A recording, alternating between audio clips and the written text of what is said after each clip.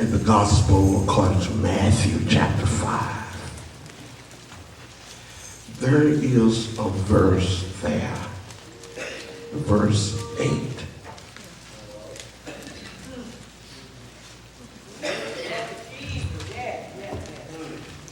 And I invite you to join me in the read. Matthew chapter 5 and verse 8. Ready? Blessed are the pure in heart.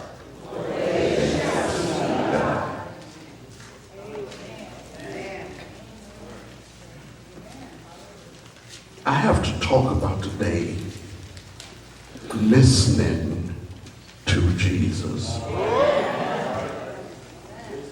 Listening to Jesus. Will you join me there and going to talk about listening to Jesus? We were taught in arranging a sermon. We were taught that we need to hook,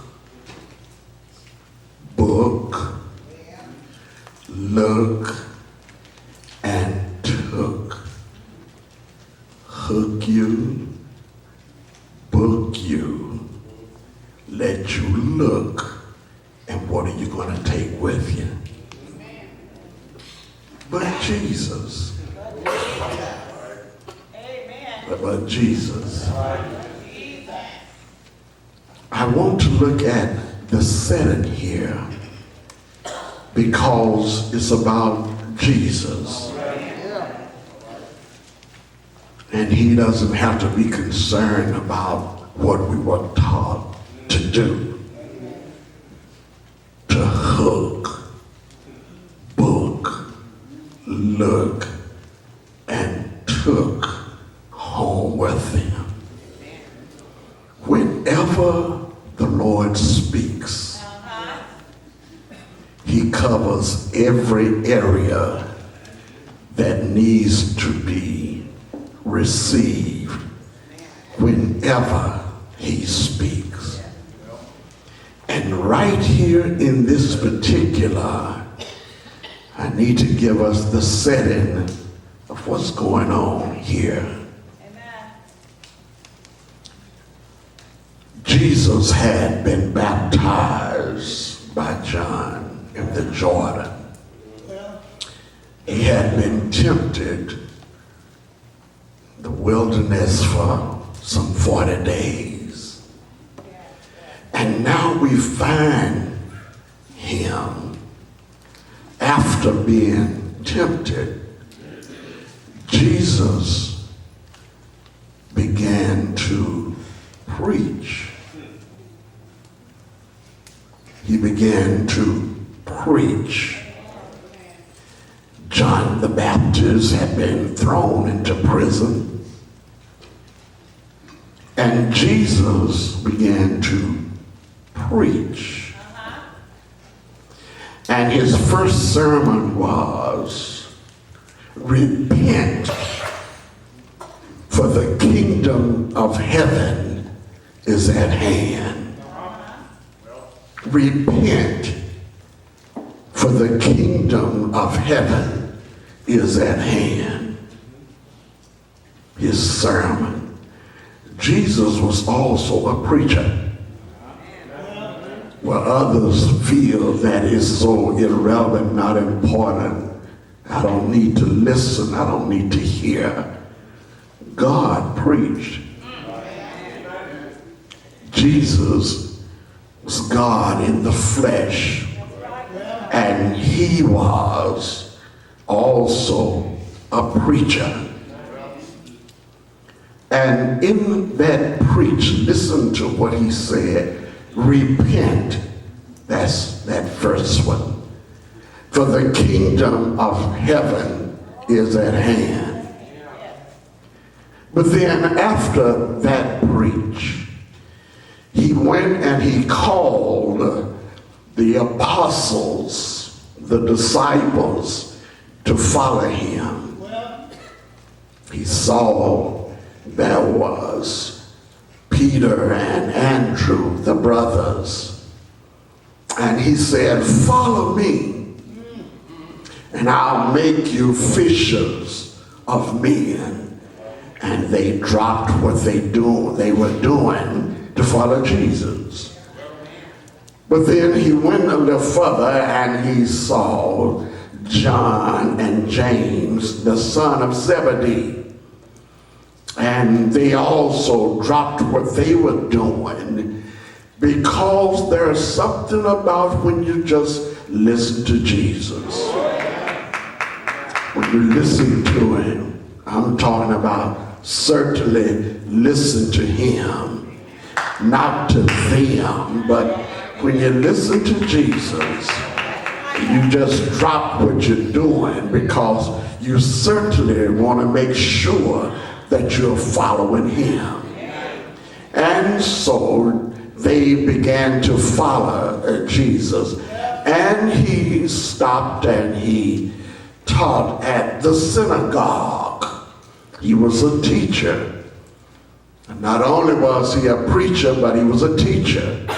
And he taught at the synagogue. And after that, there was something that was going on in the areas of Galilee and Syria and in the area of Capernaum. All of that was going on was there were many that were having their physical and their mental problems. And the Lord did something there to teach you and me a powerful lesson. All of our love, our hate, our going, our coming, our energy, our anger, our wisdom, our knowledge, and all of that, my conscience, it's my heart. And it is interchangeable with my spirit. But the heart, the real me, and that comes to my character of me, my heart, the real me. And he said, blessed are the pure, the pure. I'm through trying to be over there and over there. I got a set mind.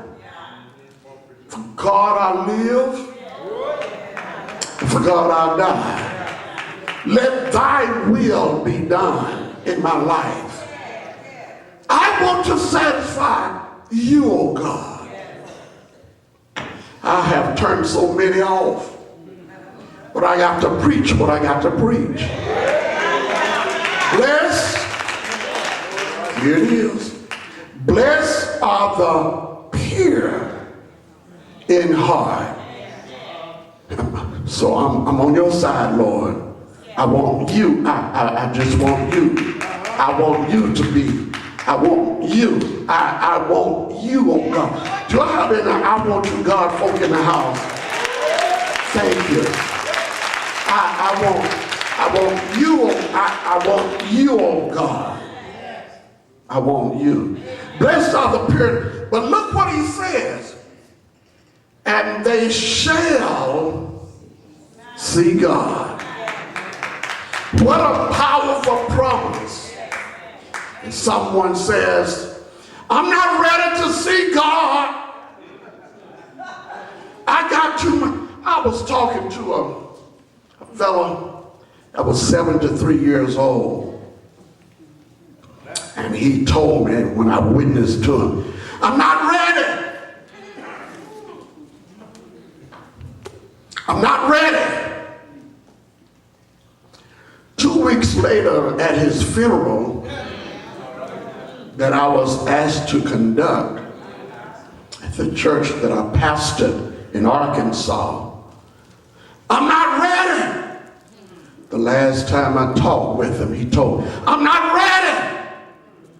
Are you in here with the spirit, I'm not ready? I'm not ready.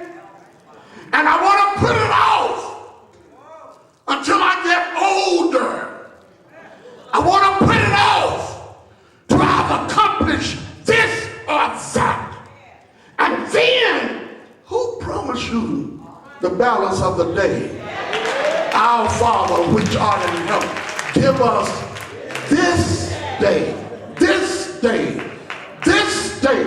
I'm not promised to see tomorrow. And someone is saying, I'll just wait. I'll wait and get it right later.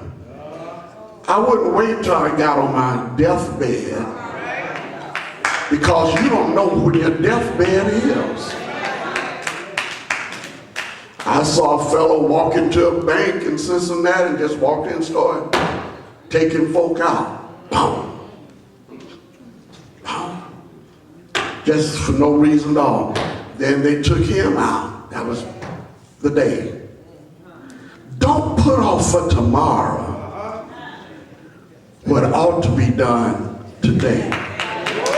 Look at it. I'm going to my chair. Blessed are the pure in heart, for they shall see. They shall see. God is a spirit, but it will come a time that they shall, let me flip that, we shall see God for ourselves. And when we run over to Revelation, we get a glimpse of glory, and they were around singing around the throne of God, but we're going to see him. Oh, hallelujah to his name. I just think about the moment of seeing him. And some will see him before others will see him. But when all of God's children get together, watch this. Watch this. I'm almost through, I guess.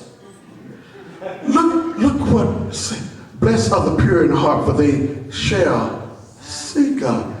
I've looked at the setting, and I just touched a little on his sermon, listening to Jesus. But I guess I just need to close. I need to close by us searching ourselves. Search yourself. Don't look at anyone else. It's a personal thing. I need to tell somebody that it is not all right for God to be your maker, but not your father. And it's not all right. Made you, but he's yet not your father. It's not all right. It's not all right for Jesus to hang, to bleed, and to die, to be my Savior, but he's not my Savior. It is not all right. It is not all right for the Holy Spirit to come down in Acts chapter 2 like a flaming fire, set up on them, and they began to talk with godly tongue. It's not all right for the Holy Spirit to be here, but not on the inside.